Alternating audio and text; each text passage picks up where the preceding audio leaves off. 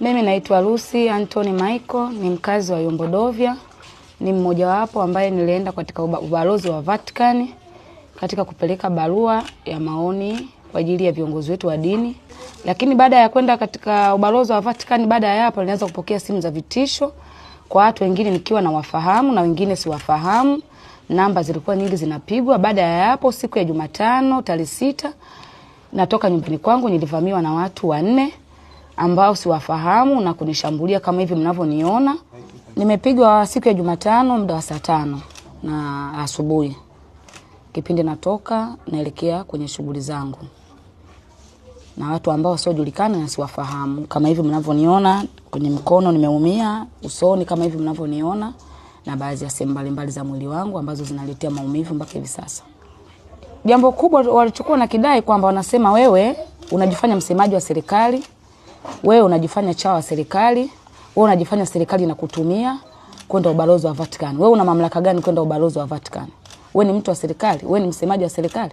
Kama kuna viongozi wanaongea lugha ambazo hazipendezi kiimani yao, wewe ni msemaji wa kanisa mpaka uende huko. Ndio maneno ambayo alikuwa anayatamka hayo.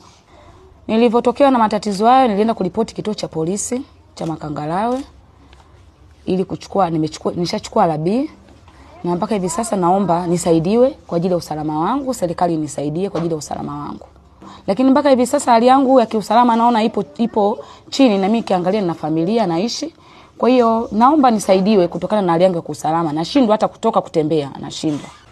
Kwa sasa hivi familia yangu inaishi kwa wakati mgumu sana, kwa sababu hata wenyewe naona kama wananilaumu kwa kile nilichokifanya, labda kwa sababu maisha wanayepitia na wao wanaogopa hata kutoka nje, wanaogopa hata kutembea mtaani, wanahisi na wao hivyo vitisho ninavyopewa mimi, wanahisi mama yao muda wote na saa yoyote naweza nikauawa kama watu walivyokuwa wanazungumza. Mimi naitwa Ashura Salum, mjumbe wa mtaa Dovya.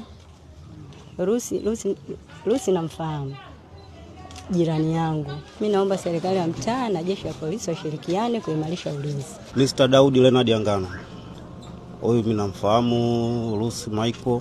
Huyu ni mwananchi wa Yombo Makangalawe. Nisema tu kwa ujumla, hakuna mwananchi aliyekuwa na mamlaka ya kuweza kumshambulia mwananchi mwenzie. Mamlaka hakuna.